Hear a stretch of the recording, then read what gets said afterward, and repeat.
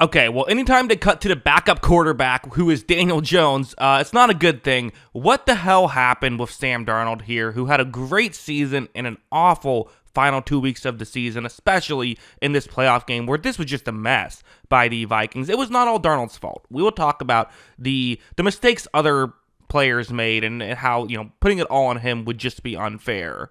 But this was just a mess. So, yeah, let's get into it. I'm going to make another video just completely talking about the clock management at the end because that was weird. But, yeah, for Darnold himself, let's talk about what went wrong here. So let's start off with this play, which really is kind of the key thing, and we're going to talk about this a bit, was so many sacks. I mean, this is in sacks that didn't have to happen. Sometimes, like, your first read isn't open, there's a quick pressure, what are you going to do?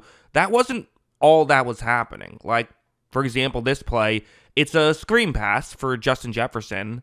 You're going to see that Sam Darnold, runs a quick play action, looks over to Jefferson's direction, and the only thing I can think of is, was this maybe a fake screen? Was he supposed to go somewhere else after this?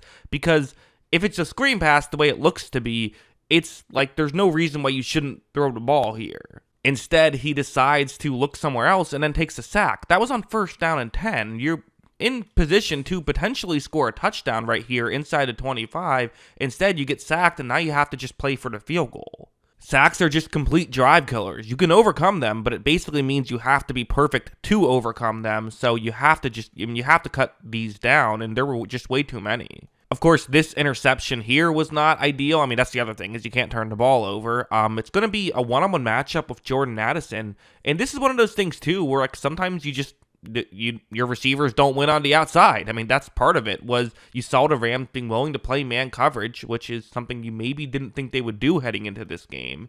However, when Darnold takes a snap and looks over in Jordan Addison's direction, you see Kobe Durant, the corner for the Rams, is just winning this rep. And that's what it comes down to. For Darnold, it's 3rd and 8. I get why you want to throw it here. Like, again, ideally you would read the play and know this isn't the right read, but sometimes that's easier said than done. But Durant makes a great finish on this ball and is able to not just, get the stop, but gets the interception right there. Now, that one's not the worst turnover in the world, right? You're in enemy territory. There's a chance they would have even gone for it had they gained a few yards on this play. So, like, it's not the end of the world, but it just kind of goes to show what the Rams defense was doing. And, of course, they did have a much more damaging turnover. It's over here where it's a similar situation.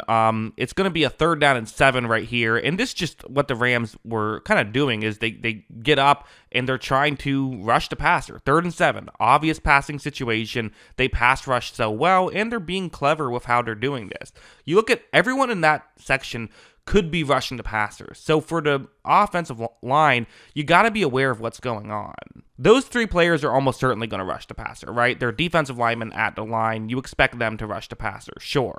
But it's going to be that player, Ahkello Witherspoon, the corner, who is also going to rush the passer. The Vikings are assuming he's just going to stay and cover TJ Hawkinson. Right there is where TJ Hawkinson is. Hawkinson's job is to chip the defensive lineman who's in front of him and then go and run a route. That's his job here. So when he does that, he just doesn't notice that Witherspoon is rushing the passer. Kind of gave him a nudge at the end there. But now there's just nobody in front of Witherspoon, and Darnold doesn't love what he sees down the field, so he's holding on to the ball for a bit longer. Now, this is a really smart play by Witherspoon because he doesn't just go for the big hit. Watch his right hand. Watch how he's going to swipe for that ball and is able to knock it out. Also a really smart play here by Jared Verse of kind of knowing the situation. Hey, it's 3rd down. I don't have to just fall on the ball right here. Watch as he instead scoops it up, and he's going to go all the way. I'm going to have to pause this for copyright reasons, but he's quick, isn't he? He's able to get all the way into the end zone for a touchdown. So the turnover itself kind of is what it is. Again, it was 3rd down anyway,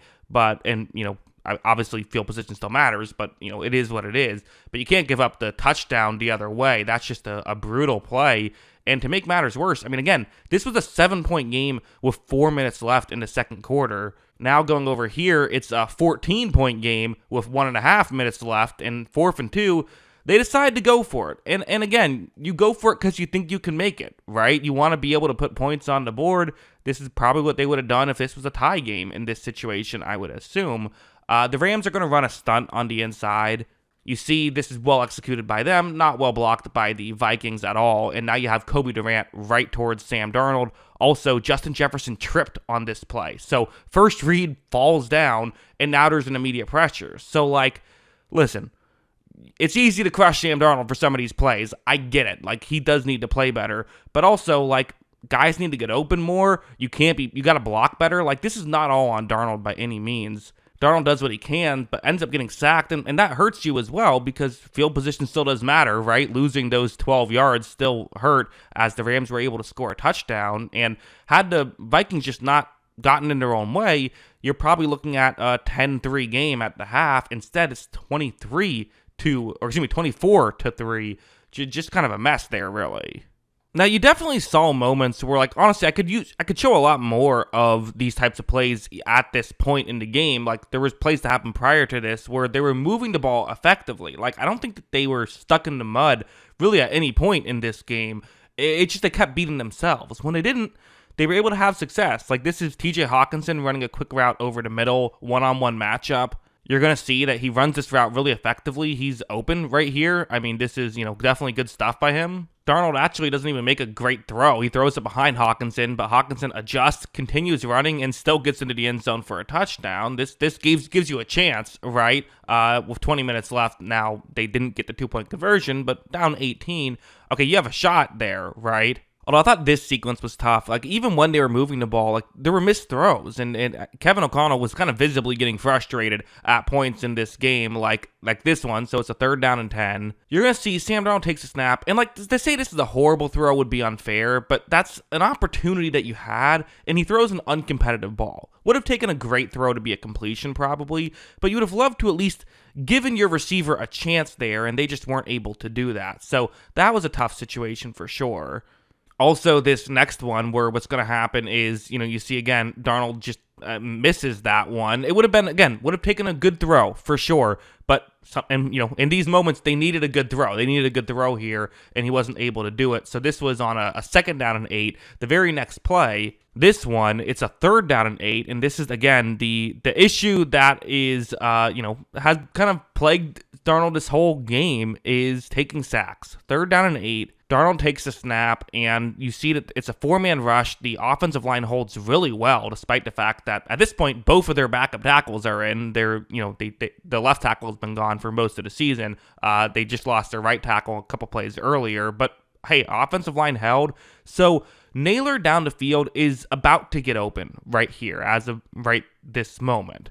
I'm gonna make a comparison to Patrick Mahomes in his first Super Bowl that he won against the 49ers. There was a play when Tyreek Hill wasn't open, but pressure was about to get there. It was 3rd and 15, and he just threw one to hope that Tyreek Hill could get open. It worked out. Hill made the grab, and they were able to ultimately come back and win that game. They were down 10 points with like 7 minutes left at that point. Here, it's kind of a similar situation. At the very least, you could also throw a check down because that's open. Here's what you can't do. Darnold takes the sack right there, and if you throw a check down, you have a couple options. You could go for it.